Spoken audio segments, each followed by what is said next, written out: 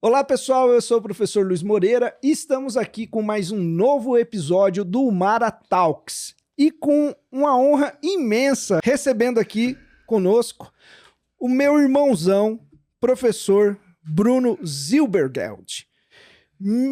Biólogo, microbiologista, mais conhecido como Dr. Cocô. Com muito orgulho, com muito orgulho. E você falou meu sobrenome certinho, cara, o que são anos de prática, né? E você conseguiu atingir a perfeição, meus parabéns. Eu fui treinando, esses anos eu fui tentando me aperfeiçoar. Tá bem melhor que o meu. Eu, por exemplo, não consigo falar do jeito que você falou, né? E, cara, que divertido a gente estar aqui junto, cara. A gente tem uma história maravilhosa, já um histórico maravilhoso e um futuro maravilhoso, né? Porque a gente não vai se livrar de nós dois, é impossível, né? E que legal estar aqui no Maratalk também, pra gente falar mais sobre intestino e também falar dessa marca maravilhosa, né, cara? Bruno, para começar o nosso episódio aqui, nós vamos falar de... Vamos começar. Manejo microbiológico infantil. Meu Deus do céu. Não precisa, calma. Isso é de propósito. Ah, eu imaginei. É de propósito, porque quando você pega lá os temas, sabe? Tão hypados que o pessoal fala, aparece lá, manejo microbiológico. Sim. Você já quer começar o nosso podcast falando sobre esse termo? O manejo microbiológico. Eu gosto desse termo, eu acho que é assim, muito melhor do que a modulação intestinal, né? Porque intestino é algo tão amplo que você modula o intestino assim, como? Como se a gente estivesse no controle, né? A gente fala que, tipo, aumentar o rádio, você modula o volume, você abaixa o volume. O intestino é algo muito caótico, é algo que ainda precisa de muito conhecimento. A gente não sabe quase nada sobre o intestino, sobre a relação da microbiota com o intestino. Eu falo que não existem especialistas em intestino, e sim estudiosos. Acho que todo mundo que está assistindo aqui podia contribuir para o nosso conhecimento, estudar por si só, né? Quanto mais você estudar, mais discernimento você vai ter, mais autonomia você vai ter e menos besteira você vai falar, né? Então o termo, eu não gosto do termo de modular, né? Apesar que se use em inglês, mas não talvez com o mesmo significado em português. O manejo sim, né? O manejo, a gente consegue manejar, né? Vamos dizer assim, alterar o ecossistema intestinal para que a microbiota se adapte a essa alteração, né? Então, o termo manejo ele está muito mais relacionado à capacidade realmente que a gente tem de interferir nessa população microbiana, de interferir no ecossistema intestinal e depois de um tempo entregar a Deus para ver o que acontece, né? Então a gente faz a alteração e a gente espera que a bactéria se comporte dentro das leis da microbiologia, né? Ô Bruno, você já falou de manejo, microbiota, eu acho que esse papo aqui a gente tem que começar dando alguns conceitos. Sim. Para o pessoal conseguir acompanhar. Acho muito interessante. Vamos começar com alguns conceitos, então. Vamos lá. O que é microbioma? Microbiota e microbioma são coisas distintas, são termos ecológicos e não termos microbiológicos. Começamos a estudar microbiota nas plantas, né? Microbiota das raízes, as bactérias nitrificantes, denitrificantes. Então, a gente coloca o termo microbiota e microbioma como se fosse um termo da microbiologia, mas é um termo ecológico. E é muito importante as pessoas entenderem que é um termo ecológico, porque todas as leis, todas as propriedades, por exemplo, que a gente utiliza para estudar a ecologia em geral, ecologia amazônica, qualquer tipo de ecologia, né? Sim. Se aplica a microbiota. Né? Sucessão ecológica, competição por nutrientes, competição por nicho ecológico, tudo isso é ecologia. Sucessão ecológica que acontece desde que a gente nasce até que a gente morre. Então, microbiota nada mais do que é uma biota microscópica. E o que é uma biota? Biota são seres vivos de uma determinada região. Biota amazônica, biota do Pantanal, são seres vivos que vivem ali. Já bioma é a relação, bioma é todo o ecossistema, né? Não é simplesmente quais são os indivíduos que vivem ali ou não, né? Sim. Quais são os micro-organismos que vivem no meu intestino. Então, bioma já é todo o ecossistema. Então, quanto microbiota é a população microbiológica, é a composição, é a população microscópica que vive na gente, que na verdade nós que vivemos nela, depois a gente pode falar nisso, né? Microbioma é toda a interação da microbiota com a gente.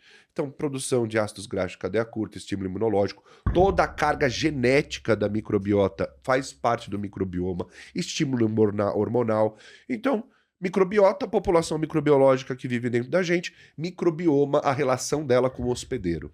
Né? Maravilha. Ô Bruno, já pegando essas definições, a gente vê muita coisa aí nas redes sociais, né? Até porque tem um site científico muito famoso hoje, que é o Pubstagram.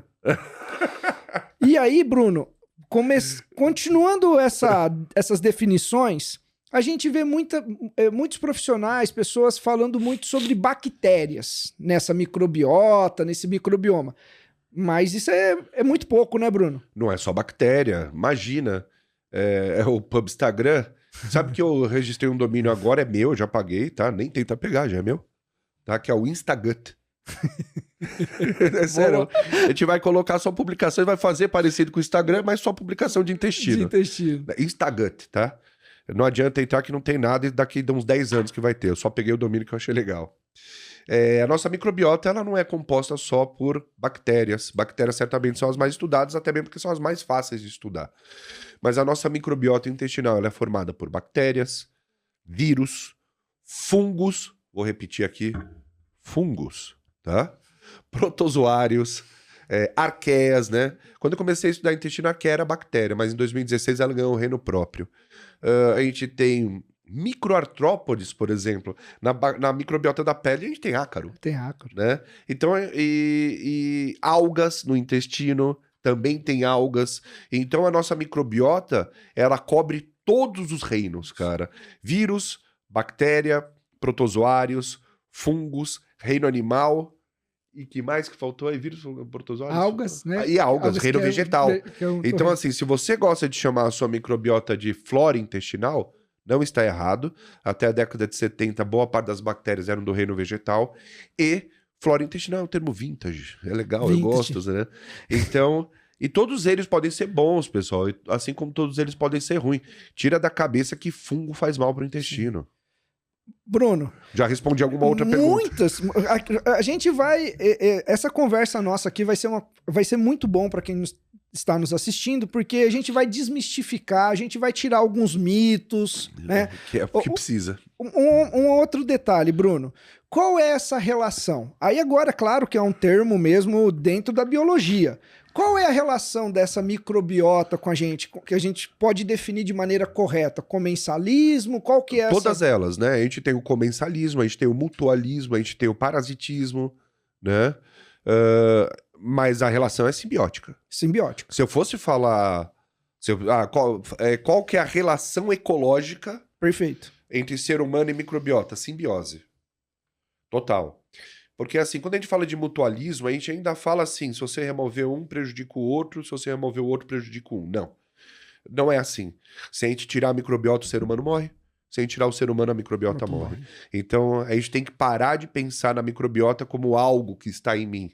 Nós temos que começar a pensar na microbiota como algo que sou eu. Né?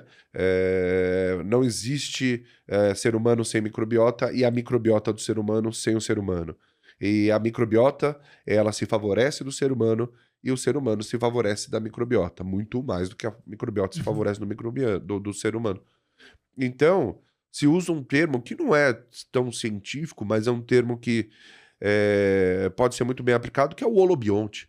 Né? O ser humano como um ser colonial. Um ser colonial. Ele é um ser colonial.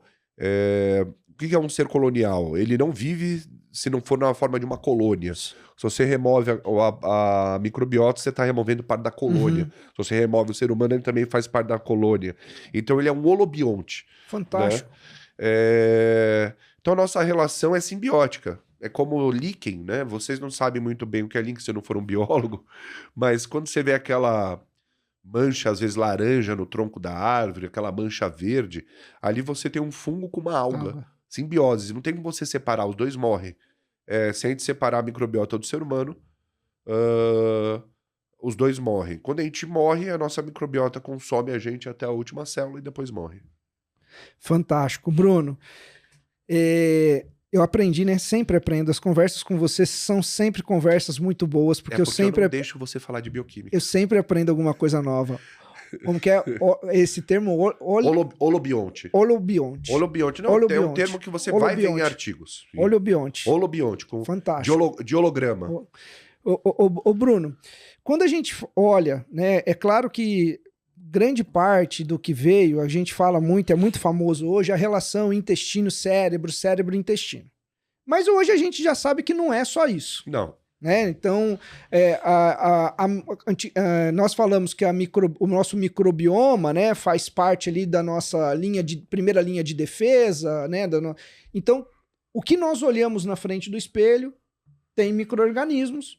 E aquilo que a gente também não consegue ver na frente do espelho também tem micro-organismo, né, Bruno? Também. Qual que é essa relação? Porque você falou do genoma, né, do material genético, né? E é bem interessante que eu li um material que fala assim, dos genes humanos, nós temos 22 mil genes mapeados do genoma humano.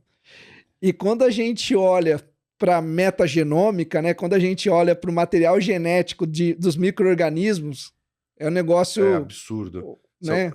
São 22 mil genes ativos no ser humano, 23 milhões de genes ativos na microbiota. É um negócio absurdo. A gente é 90% geneticamente micro-organismo. Tem um livro muito famoso chamado 10% Humano, um best-seller maravilhoso, aí você vira a capta assim, e os outros 90%? Porque geneticamente nós somos 90% micro-organismo, e somente 10% humano. Quando você fala da microbiota da pele, a gente usa um outro termo agora, que são as microbiotas extraintestinais. Então a gente tem microbiota na pele, no fígado, no pâncreas. A microbiota da pele é muito difícil de estudar, porque a gente tem vários ecossistemas diferentes. Nós temos microbiota na bexiga, no rim, no canal vaginal.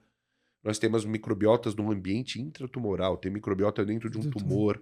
Então a gente classifica isso como microbiota extraintestinal. Independentemente de ser extraintestinal, todas elas são submetidas à microbiota intestinal.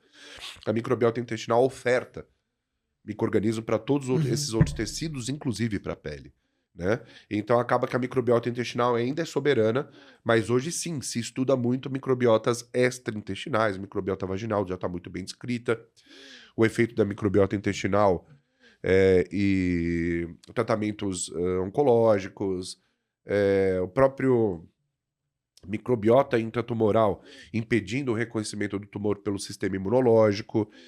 Sim, é muita coisa e a gente ainda está engatinhando. Eu acho que é uma prepotência falar que alguém é especialista. Sim. Né?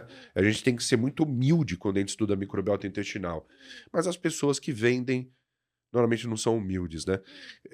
Querem vender coisas como se fossem referências. Eu, se eu pudesse, eu venderia conhecimento, só ensino, e não a mim. Mas a microbiota intestinal está relacionada com todas as microbiotas extraintestinais, e toda a microbiota extraintestinal é extremamente importante para o tecido que ela faz parte, né? Tem inúmeras relações, né? Imunológica, metabólica, digestiva, hormonal,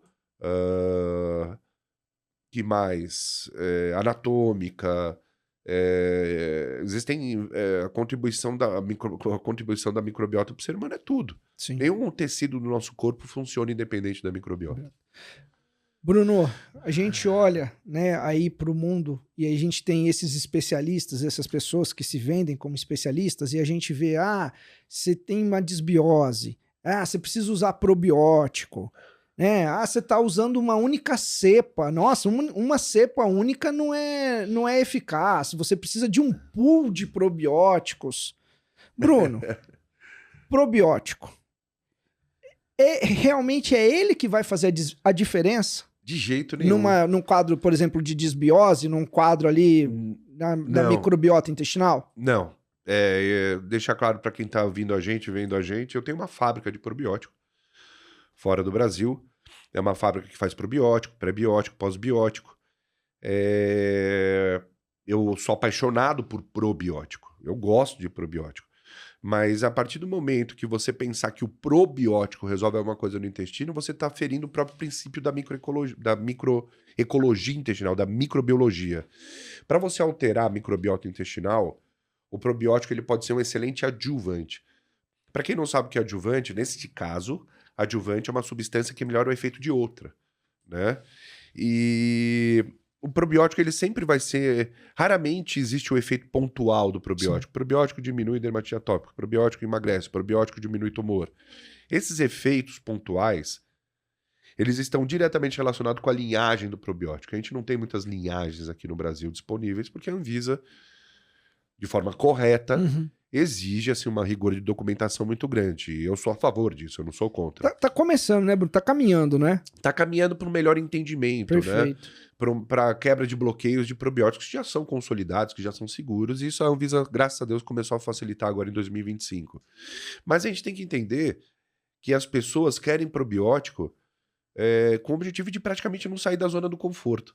Porque para melhorar a microbiota intestinal, a gente precisa alterar o hábito alimentar. A gente tem que ter um hábito alimentar saudável, fazer atividade física, acompanhamento psicológico é muito bem, porque aqui no Brasil é bem difícil. E estresse, depressão, ansiedade, tristeza, tudo isso altera a microbiota intestinal. Mas assim, para melhorar a microbiota intestinal é mudança de hábito de vida. Só que quando a gente fala assim, quais as formas terapêuticas que eu posso ajudar para acelerar esse processo? Então, a melhor forma de você alterar uma microbiota intestinal é alterando o ecossistema. E para alterar o ecossistema, você tem que alterar o meio. Então, como que a gente altera o meio? De duas formas. Exposição ambiental, né? Então, é se expor mais à natureza, se expor mais a ambientes que ofertam para você micro-organismos interessantes. E o hábito alimentar. Porque o hábito alimentar, o hábito alimentar, ele suporta esses indivíduos. Ou seja, um hábito alimentar bom alimenta bactérias boas e não ruins. E as bactérias ruins diminuem. Então, a melhor forma de a gente alterar a nossa microbiota, se a pessoa puder, se ela ainda tiver capacidade fisiológica, orgânica para fazer isso, mecânica para fazer isso, é sim, atividade física, alteração de hábito de vida, alteração de hábito alimentar e exposição ambiental. Essa é a melhor forma. Quando a pessoa precisa de uma terapia ou de uma forcinha, o pré-biótico. Perfeito. Porque pré-biótico é meio de cultura, né? Você está dando fibras, polifenóis, fitoquímicos e até mesmo alguns ômegas, com o objetivo de estimular o crescimento de micro-organismos bons e diminuir o crescimento de micro-organismos ruins. E junto com essa terapia, o probiótico ele vai trazer um efeito muito mais evidente. Porque quando a gente toma um probiótico, a gente está tomando uma carga absurda de micro-organismos, muito maior do que a nossa carga natural, fazendo com que esse probiótico cause um grande impacto ecológico no meu intestino. Então, esse impacto ecológico, associado à alteração do meio de cultura, associado à exposição ambiental, aí certamente a gente tem uma resposta melhor. Bruno, aproveitando que você já falou alguns termos aí, você falou probiótico, pré-biótico, pós-biótico. Bruno, define para nós. Vou definir todos. O que existe relacionado... A gente tem aí, mais 1 hora para eu definir todos para vocês, tá? Vamos começar com o queridíssimo probiótico. Qualquer micro-organismo vivo, mudou. Eu vou dizer o que mudou. Então, assim, probiótico, bactérias e fungos vivos, porque agora probiótico é só bactéria e fungo. Antes tinha vírus. Vírus ganhou uma classe própria dele, que é a fagoterapia, né? Então, probiótico bactérias e fungos vivos que, administrado na dose correta, cause benefício ao hospedeiro. Então, tem que ser bactéria ou fungo, tem que estar vivo. Não adianta você achar que probiótico morto faz alguma coisa, não é uma mesa branca aqui, né? Então, probiótico bactérias e fungos vivos, que é administrado na dose correta, então tem que ser administrado e tem que trazer benefício para a saúde do hospedeiro. Bactéria boa no nosso intestino é bactéria comensal, é bactéria mutualista, que seja, mas normalmente a gente chama de bactéria comensal. Bactéria boa no intestino é bactéria comensal, não é probiótica, porque probiótico tem que ser administrado, está na definição científica. Você só tem probiótico se você estiver tomando probiótico, né? E o mais importante, tem que trazer benefício para o hospedeiro. De alguma forma, quem está tomando tem que melhorar. Perfeito. Então, micro-organismo vivo, que é administrado na dose correta, causa benefício ao hospedeiro. Ele melhora a saúde de alguma forma, né? Antes o vírus estava aí como probiótico, mas não sei se é correto ou não isolar ele na fagoterapia, né? O objetivo de você tomar um vírus é ele se multiplicar em bactérias específicas, matar a bactéria. Sem a bactéria ele não tem mais como se multiplicar, ele morre junto. Né? Então a fagoterapia ela é autolimitante. E antes a fagoterapia era uma probiótico terapia. Ainda faz sentido chamar, mas dentro das classificações atuais, da própria ISAP, que é quem define isso aí, colocou a fagoterapia como algo separado. Não deixa de ser um probiótico, na minha opinião. Pré-biótico, que também tem muitas dúvidas, né? Porque muita gente acha que pré-biótico é só fibra solúvel. Perfeito. Para quem não sabe o que é fibra solúvel, é qualquer carboidrato não digerível e fermentável. Pô, se eu não vou digerir, minha microbiota vai fermentar. Mas tem muita gente que se engana achando que toda fibra solúvel é pré-biótico. Porque não é. Ou que é só ela que é só ela, que traz benefício, né? Qual que é a definição de pré-biótico? Qualquer substância seletivamente fermentada, ou seja, ela é fermentada por apenas um grupo bacteriano, ela não pode ser fermentada por todo mundo, ela não pode ser promíscua, né? Então, qualquer substância, não é uma fibra solúvel, qualquer substância seletivamente fermentada por grupos específicos de micro-organismos, que depois da fermentação traz benefício para o hospedeiro. Então, toda fibra solúvel é prebiótico? Não. Psyllium. Psyllium é uma fibra solúvel e não é pré-biótico, porque ela não é seletivamente fermentada, ela é fermentada por todo mundo. Nem por isso, pessoal, é ruim, Psyllium é maravilhoso. Mas você sabe que tem muita gente que tem sensibilidade a Psyllium, né? Então, não é toda fibra solúvel que é pré-biótico, tem que ser seletivamente fermentada. Psyllium não é seletivamente fermentado, ele não é pré-biótico. Aí, o que surpreende o pessoal? Quando eu falo que os fitoquímicos são pré-bióticos, como polifenóis, antocianidinas, né? Sim, eles não só são pré-bióticos, como são os pré-bióticos mais estudados atualmente, os pré-bióticos mais eficazes, né? Então a gente tem assim, um pré-biótico de amplo espectro, um pré-biótico que vai trazer um grande impacto para o seu intestino, fibras solúveis, né? Pré-bióticos pontuais, mas maravilhosos, que você nunca pode deixar de administrar. Flavonoides. Tá? E ômegas, assim, ômega 3, proteínas, né? A gente vê artigo científico de whey protein ou de proteínas vegetais sendo utilizadas como pré-bióticos, e neste caso eles caem dentro de uma classificação que é outros, né? Então qual é a classificação de pré-bióticos hoje? Os carboidratos, os polifenóis, e outros que envolvem qualquer ativo que você utilize e fermente seletivamente a microbiota intestinal, e o whey é um deles, proteína de ervilha é outra, proteína de arroz é outra. E os pós? Claro, pós-biótico é outro que também confunde muito por causa das últimas atualizações. Na cabeça de muita gente, pós-biótico é só aquilo que as bactérias produzem. Bactéria produziu butirato, pós-biótico. Bactéria produziu propionato, pós-biótico. Bactéria produziu vitamina K, pós-biótico. Sim, é pós-biótico, tá? Mas a gente também tem outros 2 pós-bióticos que foram incluídos aí em 2020 a 2022, né? Micro-organismo morto. Não é probiótico morto. Inativado. Probiótico morto é lixo. Micro-organismo morto, eu pego o micro-organismo quando ele tá lá fermentando, eu pego ele ali no auge da sua fermentação e mato ele. Eu não estou fazendo o processo de desidratação, crioproteção, liofilização, que é o que a gente faz no probiótico. Certo. Ali eu estou pegando ele bonitinho e estou matando ele. Tá? Como que eu estou matando? Calor, posso fazer por ultrassom, né? Normalmente é por tindalização, calor, né? Então eu tenho um micro-organismo morto. Ele não pode ser um probiótico, porque ele está morto. Mas ele traz benefício porque ele pode estimular receptores de membrana. Perfeito. Então, esses micro-organismos mortos, assim como se eu pegar o micro-organismo morto, explodir ele e sair fragmento de bichinho para tudo quanto é lado, que a gente chama de partículas padrão molecular associada a micróbio, MUMPs, né? MUMPs e PUMPs, né? Que seriam pedacinhos do micro-organismo morto. Então, micro-organismo morto íntegro, mais os pedacinhos microbianos, nós classificamos como paraprobióticos. E os paraprobióticos estão dentro do grupos dos pós-bióticos. Então, pós-bióticos são os paraprobióticos, micro-organismo inativo e fragmentos microbiológicos, mais os metabólitos bacterianos. Tem mais. Metabiótico. Metabióticos. Metabiótico veio só para confundir a gente, pessoal. Porque não deixa de ser um pós-biótico, mas ele é classificado diferente. Pós-biótico, por exemplo, um butirato. O butirato é um pós-biótico, mas ele pode ter sido produzido por um micro-organismo que eu não posso tomar. Perfeito. Que não é um micro-organismo que normalmente eu uso como probiótico. Eu tô pegando só o que ele produziu. Sim. Porra, um dos micro-organismos que mais fermentam por aí é o Aspergillus oryzae, eu não posso tomar ele, né? Metabiótico, pessoal, e pós-biótico pode ter micro-organismo morto ou fragmentos microbiológicos. Metabiótico, não. Metabiótico é só subproduto de fermentação, é só metabólito, mas obrigatoriamente tem que ser produzido por micro-organismos que normalmente são utilizados como probiótico. Entendi. A fonte dele tem que ser de micro-organismos que possam ser usados. Exatamente. É metabólito de bifidum, é metabólito de lactobacillus. Você tem que excluir qualquer resíduo de micro-organismo,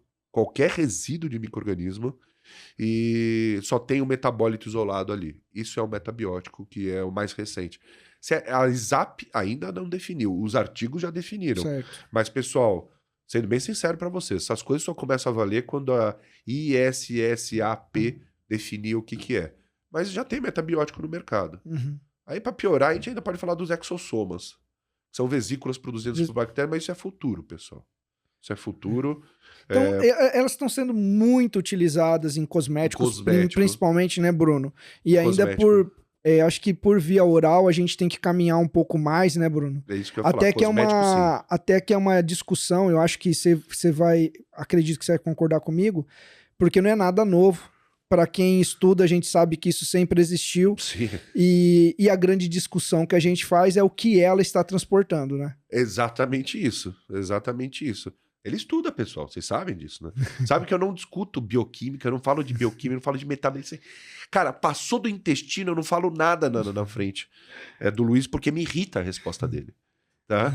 Então, assim, exatamente isso eu tô tendo uma aula particular aqui. E eu só não tô tendo porque eu não te perguntei nada, graças a Deus, nem vou perguntar, porque eu tenho medo da resposta. Mas sim, exossoma, nossas células produzem, as bactérias produzem, todas as células produzem exossomas, que são vesículas, pessoal, vesículas feitas de membrana até mesmo, que tem para que servem os exossomas? Comunicação celular. Só que a gente sabe que ele pode carregar material genético, ele pode carregar canais transmembrânicos, receptores de membranas. Então o objetivo dos exossomas no intestino é mais associado a CRISPR, para que a gente manipule a bactéria geneticamente para que ela produza um exossoma que tem algum tipo de alvo, né? Imagina um dia, pessoal, um Lactobacillus rhamnosus, você toma, ele produz um exossoma geneticamente modificado, ele procura a célula tumoral, estimula receptores de membrana, fazendo a célula entrar em apoptose. E não é um futuro muito longe. Eu já estou pensando nisso, talvez 10 anos, isso já deva estar no mercado. Esse é o futuro. O que a gente tem de presente ainda são os LBPs, os produtos vivos bioterapêuticos, que são baseados em fezes humanas, são drogas, são medicamentos que vieram para substituir o transplante fecal, né? Isso já é verdade, isso já existe, a gente já tem o Rebiota, o Volst, e a gente tem mais 13 para sair. Tanto o Rebiota ou o Volst, que seriam transplantes fecais sintéticos, curam em 94% das vezes. Fantástico. E a gente está tendo agora LBPs para dermatite atópica, para melanoma, que deve estar para sair nos próximos 2 anos.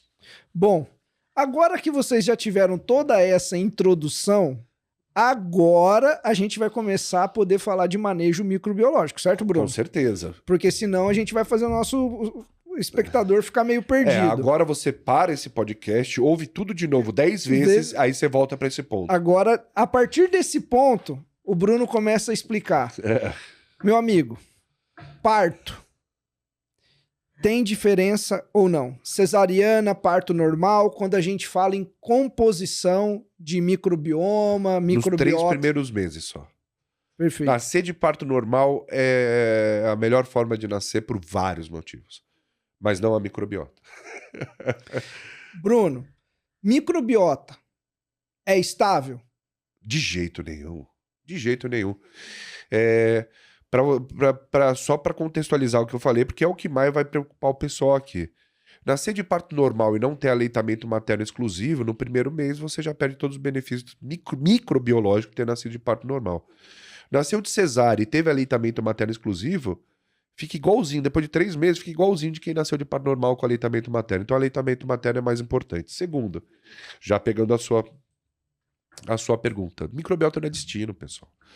Ela não é estável. A microbiota dos 3 primeiros anos certamente é mais importante porque ela que é responsável pelo seu desenvolvimento neurocognitivo, imunológico, anatômico do intestino, hormonal. Mas muita gente acha que a microbiota dos 3 primeiros anos é que a gente carrega para o resto da vida. Você não carrega microbiota nenhuma para o resto da vida. Tá? A sua microbiota ela tem uma coisa que a gente chama de core, que é o núcleo da microbiota, que você vai construindo ela até a sua vida adulta, e esse núcleo que representa de 50% a 60% da sua microbiota, ele é muito difícil de alterar. Mas a gente tem o variável, que é 50% da sua microbiota. Uma das únicas formas de a gente trocar o núcleo da microbiota seria com transplante fecal, que é o nosso objetivo. Mas a nossa microbiota ela é extremamente variável. Você muda o seu hábito alimentar, você muda a sua microbiota. Você muda a região que você vive, pô, a gente está aqui hoje fazendo esse podcast no Campo Belo. Se a gente abrir a janela, a gente vai ver outra janela aqui do lado. Sim. É só concreto. A microbiota de São Paulo é um lixo. Se você muda para onde você mora, ali também não tá muito bem. Tava melhor antes, tá? Tava melhor antes. Mas se a gente muda pro interior, onde é muito mais bucólogo, tem mais arma, tem mais bicho, tem cavalo, sua microbiota muda. Tá? Pessoas que vivem no Brasil, vão pra Austrália, muda a alimentação, muda o ambiente, começam a ter problema intestinal. Então a microbiota ela não é estável, ela é extremamente caótica, extremamente variável. Mas existe um núcleo dela que você vai construindo e esse aí, ele é mais estável. Bruno, você falou do aleitamento. Sim. Leite materno. O papel desse leite materno, porque hoje a gente também sabe que o leite materno não é estéril, né, Bruno? Não, ele tem probiótico. Então, conta pra nós essa relação do leite materno com essa microbiota que está sendo formada. Fundamental. O leite materno, ele é um probiótico. Para vocês entenderem uma coisa que a gente estava falando, probiótico recoloniza o intestino. Não, probiótico não recoloniza o intestino. Probiótico, ele morre. Essa era outra pergunta, porque isso aqui é um mito, tá, pessoal? Mito, que é mito e verdade. Mito. Probiótico. Tomei probiótico, Bruno. Ele vai morar aqui pro resto Não, a grande maioria dos probióticos no Brasil morrem de 4 a 7 dias depois que você toma. Ou seja, se você parar de tomar depois de 7 dias, ele não tá dentro. Como que algo que morre e recoloniza? É uma recolonização espírita. Eles fazem uma mesa branca no seu intestino. Né, o Chico Bacilo Xavier chama o bife de um Kardec. Aí eles se juntam, fazem uma mesa branca e falam, vamos recolonizar espiritualmente. Seu resultado também vai ser espiritual. Tá? Então, assim, e o probiótico ele tem que morrer, porque ele não é isolado de fezes humanas, é isolado do leite. Lembre-se, vocês veganos, probiótico no Brasil é isolado do leite, tá? Não é culpa minha, então não reclama comigo, você só não pode tomar. Se você é vegano e quer usar probiótico, você tem que usar probiótico que a gente chama de HSMO, que é probiótico isolado do solo, tá? Fora do Brasil é muito comum. Então, o probiótico no intestino, ele não está no ambiente que ele foi gerado. Então, conforme ele vai se multiplicando, ele perde DNA plasmidiano, ele perde DNA, ele morre. E esse é o objetivo dele mesmo, ele tem que morrer. Então, o probiótico, ele não recoloniza. Assim como do leite materno, o leite materno ele não é estéril, ele tem micro-organismos vivos, administrado na dose correta para o bebê, trazendo benefícios para o bebê. Probiótico. Só que assim, como todo probiótico, não recoloniza. Do leite materno também não. Quando a gente para de amamentar a criança, as bactérias do leite materno não são mais vistas no intestino do bebê. É que no bebê, realmente, tem alguns probióticos que duram muito mais. Por exemplo, o bifidobactéria infantis pode durar até 6 meses. Mas o leite materno, no quesito microbiológico, né? O leite materno é a coisa mais incrível que tem. É uma vacina, de forma passiva, mas é uma vacina, a microbiota dali é extremamente selecionada, mas ele é um meio de cultura. Perfeito. Então, nos primeiros 6 meses, esse meio de cultura só vai permitir o estabelecimento de micro-organismos que utilizam esse meio de cultura. Então, além de todo o benefício imunológico e nutricional do leite materno e microbiológico também, as bactérias que vêm para o bebê do meio ambiente, do contato com a mamãe, elas são selecionadas por esse leite materno, que não deixa também crescer outros micro-organismos mais oportunistas. Inclusive, no leite materno, a gente tem lactoferrina. Sim. Essa lactoferrina, ela acaba combatendo micro-organismos que utilizam ferro no seu metabolismo. Então, ela é um meio de cultura maravilhoso e, ao mesmo tempo, uma vacina, uma substância imunológica fundamental. É uma pena que aqui no Brasil a gente não tem a cultura do banco de leite. Né? Mas é reversível, viu, Luiz? Mesmo que a criança tenha utilizado fórmula nos 6 primeiros meses, depois com uma introdução alimentar correta, uma exposição ambiental, é tudo reversível. E tá evoluindo, né, Bruno? Às vezes não evolui na velocidade que nós gostaríamos, mas hoje você vê algumas fórmulas, por exemplo, que tem alguns HMOs, né, Bruno? Porque não vai ter nunca a quantidade de HMOs que existe no leite, mas pelo menos a presença já... O leite materno a gente tem 30 e poucos HMOs, ou um pouco menos. Agora, os oligosacarídeos humanos, tá, pessoal? HMO. A fórmula infantil ela foi desenvolvida para entregar para o bebê as necessidades nutricionais, ignorando completamente a microbiota. Perfeito. Ela não foi feita para mimetizar o leite materno. Mas agora, com a origem dos HMOs, e HMOs muito, muito bons, são caros, mas são muito bons.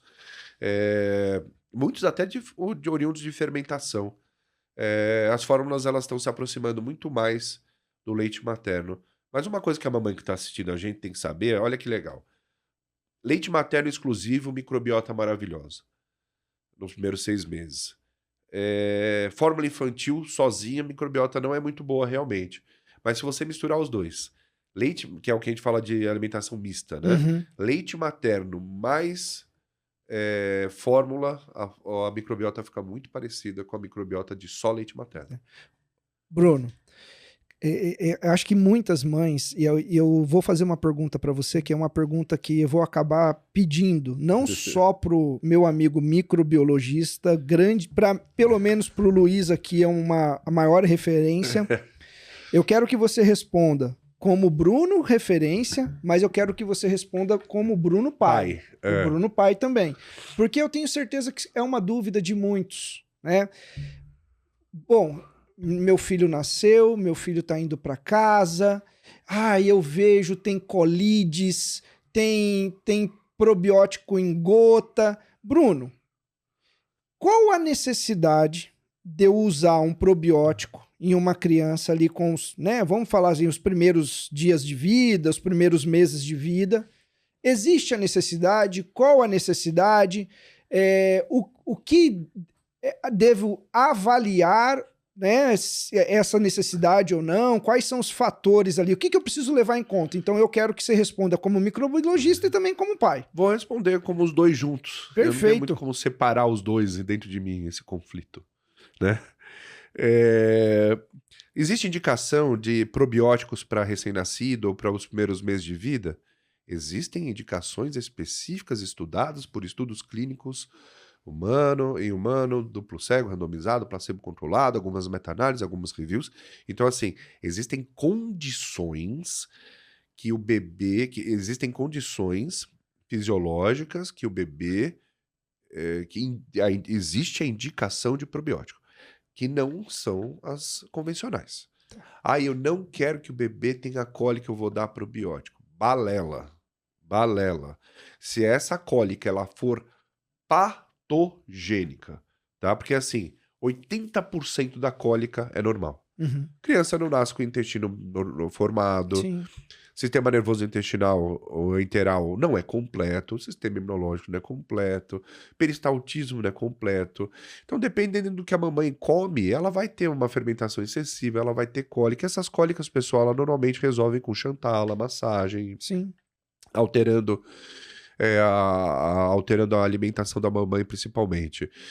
Quando a cólica ela passa a ser de origem, que a gente fala de patológica, que são só 20%, e a gente sabe mais ou menos isso por uma coisa que chama-se índice de choro. Perfeito. Se a criança ela chora mais de 3 horas por dia por cólica, e não é 3 horas juntas, né? Somadas. Chamado na ciência de choro inconsolável. Choro inconsolável. Nossa, é triste, né? Índice de choro inconsolável. Índice de choro inconsolável. Mais de 3 horas, a gente sugere aí que tem uma cólica que não é uma cólica normal, uma Sim. cólica convencional. Mesmo para essa cólica, existem evidências de que probiótico pode ajudar? Existe talvez o Lactobacillus reuteri, sim, nessa cólica específica. O que a gente vê no Brasil? A gente vê isso? Não. A gente vê uma indicação de probiótico como se ele pudesse impedir a criança de ter a cólica dos 80%. E isso não procede, são cólicas naturais. Eu falo para vocês como pai, para você pai que está me assistindo, para você mãe que está me assistindo, cólica é algo natural do próprio desenvolvimento intestinal, depende muito do processo fermentativo, então depende muito, mamãe, do que você come, porque parte do que você come vai para o leite materno e isso pode interferir na fermentação. Cuide muito mais da sua alimentação. Probiótico é capaz de fazer mais bem para a mamãe e de forma indireta para o bebê. Então, assim, enterocolite necrosante, colite pseudomembranosa, crianças que nascem de parto, crianças que nascem de forma realmente prematura. Existem indicações, sim, de probióticos com muita eficácia e respaldado por estudo clínico e humano para aquelas linhagens que foram utilizadas. Mas não é o que a gente vê no Brasil. Sim. É uma recomendação desnecessária de probiótico para uma atividade que não é verdadeira. Antes de eu evoluir para a próxima pergunta, aproveitando essas indicações e cepas, né? você falou de cepa E e espécie. espécie. É. Bruno, um exemplo. Eu posso até falar errado aqui, você me corrige. Se eu não me engano, é o Lactobacillus, por exemplo, plantarum HN001. Raminosos. Raminosos. Então já vamos corrigir já. Corta essa parte aí, tá? Lactobacillus raminosos HN001. Sim, excelente. Bruno, explica aqui, na onde que tá A espécie. a espécie? Lactobacillus raminosos. E a cepa? HN001. HN. O que isso determina, Bruno? Determina um efeito específico para essa bactéria, para essa espécie, que é a própria IFF. Espero que me assista aí. Né? A IFF, ela mostrou que se você administra, por exemplo, lactobacillus raminosos no 6º mês de gestação para mamãe, até o final, até a entrega do bebê. Então, 6º mês de gestação até o final da gestação.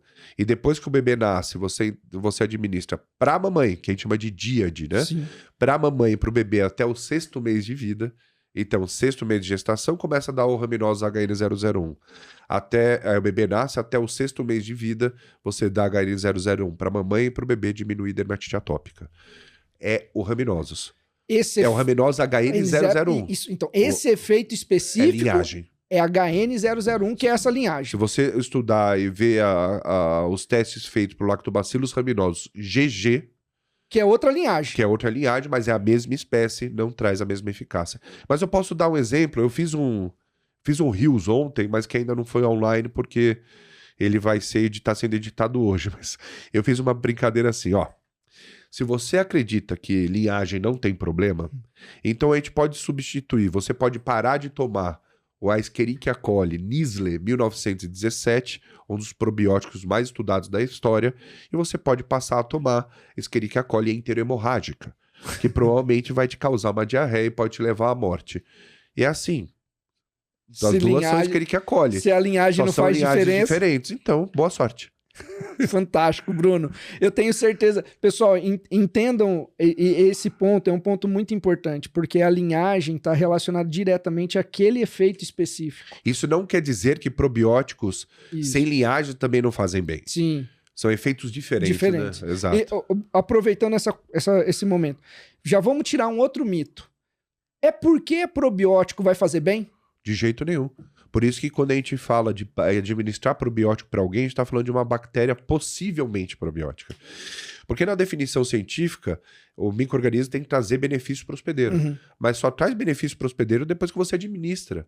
Então o termo probiótico, ele só vem depois que traz o efeito. Então é possivelmente Muito probiótico. Melhorou o paciente? Probiótico. Eu já mandei paciente para UTI Sim. por probiótico.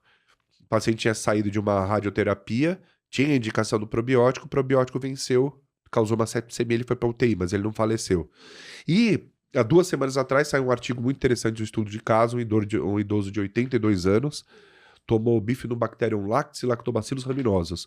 Teve uma septicemia, acharam as bactérias vivas no sangue do cara. Caramba. Então o probiótico ele pode fazer mal se você administrar na dose incorreta ou sem necessidade, e para pessoas imunodeprimidas, que é uma contraindicação, o probiótico pode até, não vou dizer que mata, mas uma característica essa, o Alessandro Silveira fala bastante. Uma das maiores causas de SIBO, de excesso de crescimento bacteriano do intestino delgado, é o uso inadequado de probiótico. Fantástico, pessoal. Eu falei para vocês que eu tô tendo uma aula particular. Falei para vocês.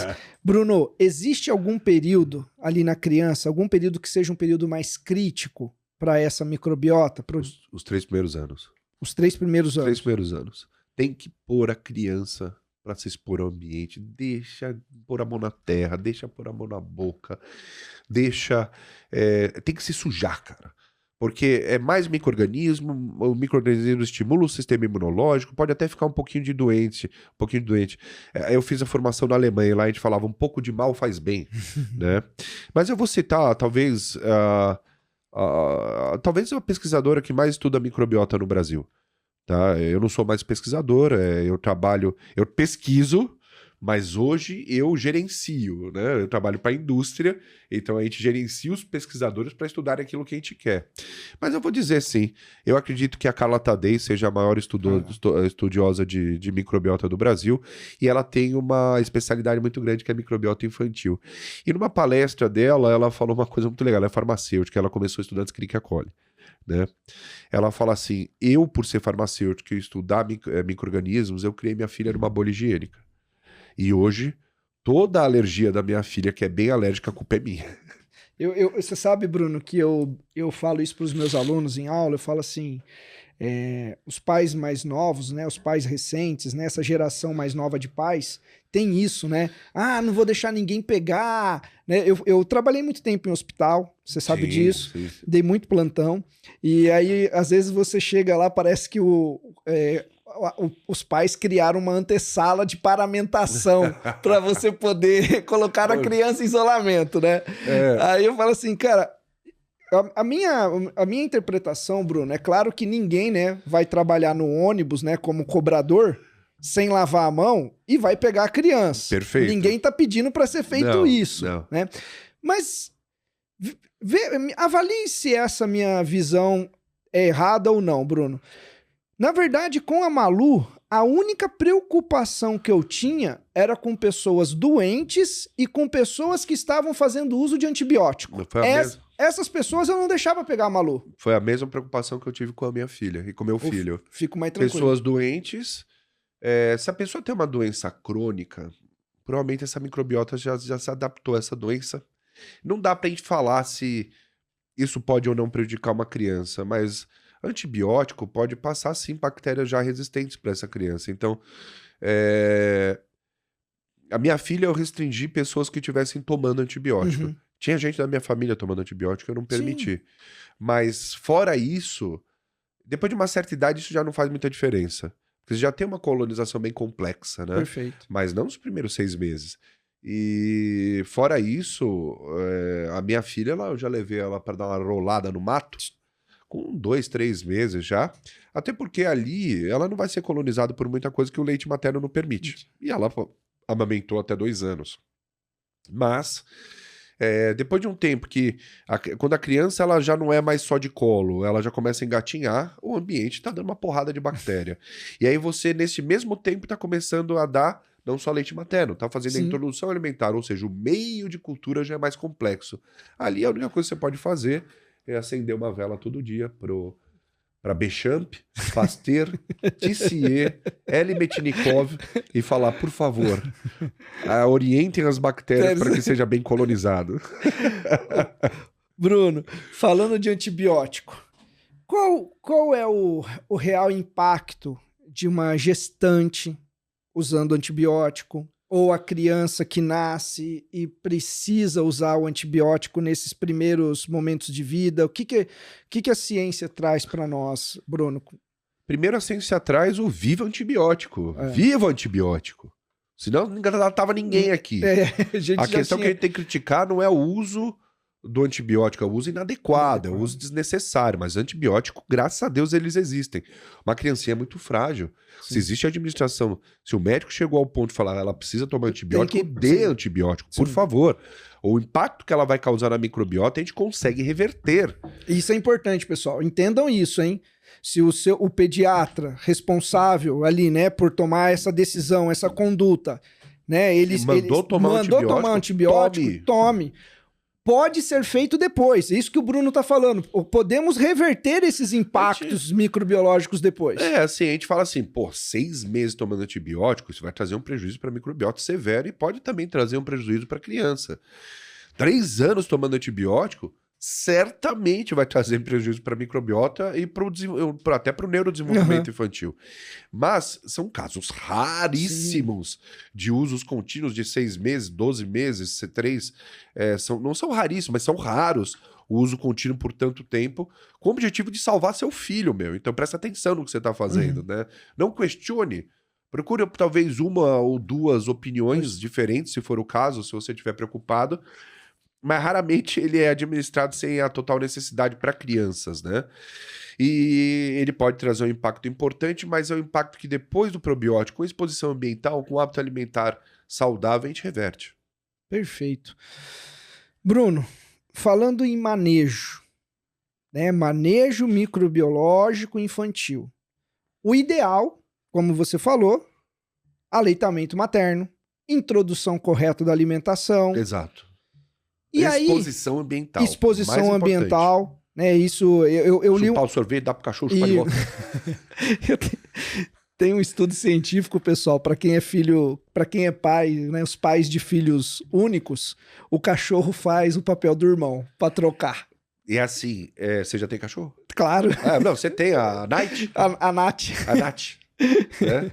E crianças que vivem com animal de estimação adquirem uma microbiota bem melhor. Bem melhor. Bem melhor. E isso é científico, tá, não, pessoal? Nós não estamos criando nada aqui, tá, pessoal? Crianças que vivem em ambiente rural têm uma microbiota muito melhor do que crianças que vivem em ambiente urbano, e isso envolve alergia, principalmente em vias aéreas superiores. Nesse manejo, então, Bruno, que eu, né, então, aleitamento, introdução correta, né, ambiente, animais, vida social. Qual o momento que a gente poderia falar do probiótico em um tratamento ou o uso preventivo, Bruno? Como que a gente, nesse caminhar, poderíamos falar de probiótico? Probiótico pensando em tratamento, probiótico pensando em prevenção.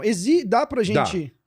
Existem condições clínicas específicas que existem probióticos específicos para isso, mas nunca é o probiótico isolado. É sempre o probiótico associado a um manejo dietético interessante, que seja saudável, não é um manejo dietético restritivo, né? Mas a gente pode falar de uso de antibiótico, do uso do probiótico para melhora de imunidade, o uso de probiótico para melhora digestiva, o uso de probiótico para produção de substâncias bioativas. Então, assim, se eu for falar do uso do probiótico, vamos definir aqui duas coisas. Dois tipos de probiótico. O probiótico liofilizado, manipulado ou comprado na loja de suplemento ou comprado na drogaria. Esse probiótico, ele dá para você uma carga absurda de bactéria com o objetivo de impacto ecológico. Mas tem um probiótico que todos os brasileiros deveriam tomar todo dia, que são os alimentos fermentados. O brasileiro não tem costume de alimento fermentado. Sim. Kimchi, iogurte, coalhada, chucrute, inúmeros alimentos fermentados. Alimentos fermentados entregam para uma pessoa, para uma criança, para um adulto, para qualquer um que consumir. O alimento fermentado, ele entrega uma dose fisiológica de micro-organismo. É probiótico, porque a partir do momento que você parar de comer o alimento fermentado, o micro-organismo já não está mais dentro de você. Então, assim, eu sempre recomendo o uso de fermentados para criança, para adulto, para idoso, porque ele entrega diariamente uma dose fisiológica. Ele entrega 10 a terceira, 10 a quinta, 10 a... Não, o alimento fermentado 10 a terceira, 10 a quarta, 10 a quinta. Então, você está repondo constantemente uma bactéria que depois você parar de tomar, ela morre, mas são bactérias que estão fazendo bem. Já o probiótico em pó liofilizado, ele entrega uma carga absurda, que o objetivo é o impacto ecológico. Então, assim, probióticos. Se for o de uso tradicional, todos os dias.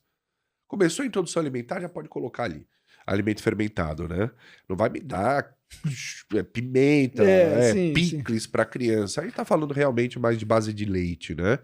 Mas cólicas, sim. Cólicas intestinais, muito gases.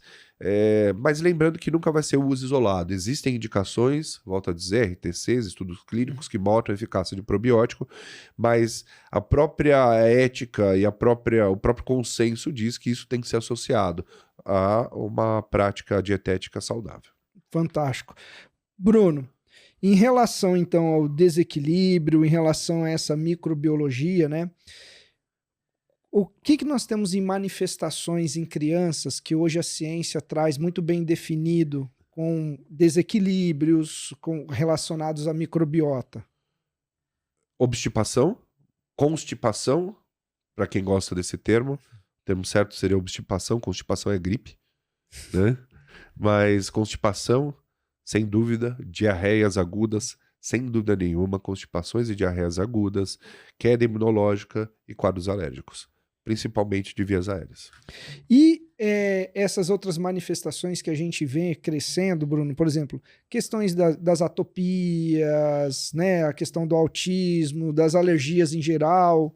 Onde a gente pode colocar isso, Bruno, Olha, hoje? As atopias, a gente já tem probiótico para atopia Não. bem estudado, né? Não, mas eu falo... Eu não tô falando do probiótico em si. Do intestino. Eu tô falando dessa Total. microbiologia, Não, né? total, Todas total. essas manifestações. Total. Este intestino-pele está diretamente relacionado. A pessoa pode ter uma atopia que é autoimune.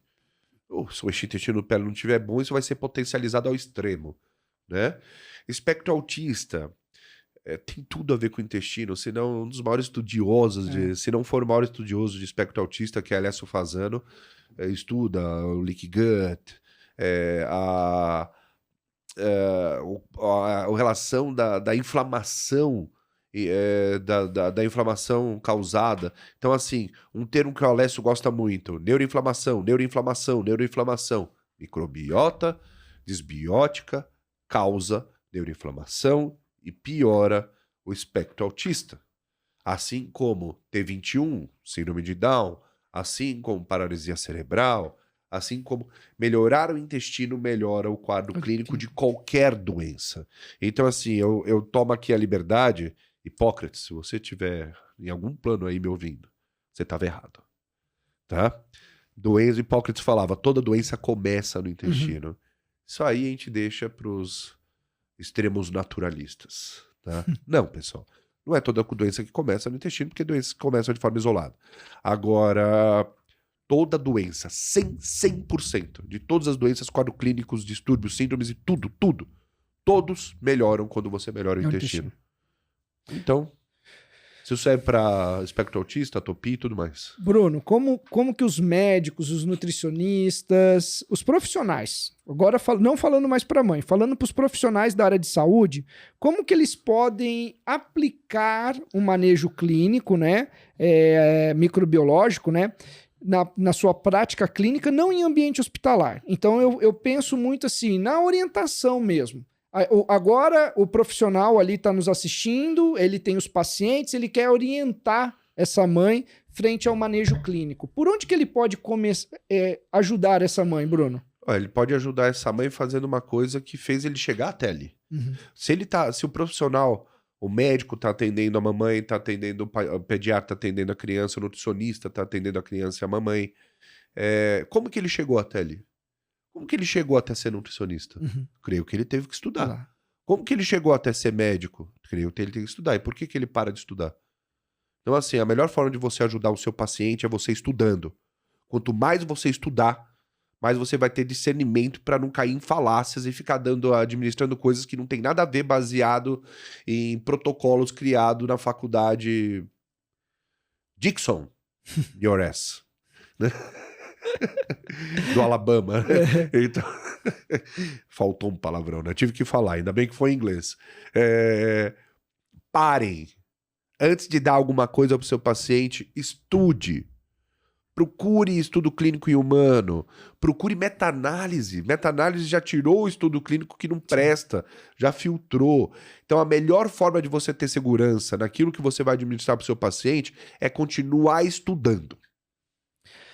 Bruno, fantástico. Meu irmãozão, gostaria muito de agradecer o seu tempo. Eu tive uma aula particular aqui, uma delícia, de verdade, fantástico. Bruno, como que o pessoal consegue te encontrar? Onde o pessoal te encontra?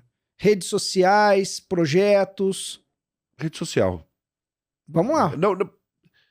Não, pessoal, deixa eu falar uma coisa pra vocês. Não quero ofender ninguém aqui. Vocês podem me procurar na rede social, eu tento dar suporte para todo mundo que me procura ali. Eu não uso o WhatsApp, graças a Deus eu sou livre. Eu uso muito especificamente para pessoas muito próximas, né, como o Luiz, que é uma forma rápida de a gente conversar. Eu uso mais o WhatsApp para troca de documento. Mas quem me procura no Instagram, às vezes passa, não é antipatia da minha parte, é muita gente, o Luiz sabe disso, ele também é muito procurado. E às vezes, cara, a gente tem família. Sim. O nosso objetivo não é ter seguidores, tá? Então, assim, eu acho que Jesus teve seguidor e olha como acabou. Não foi bom, né?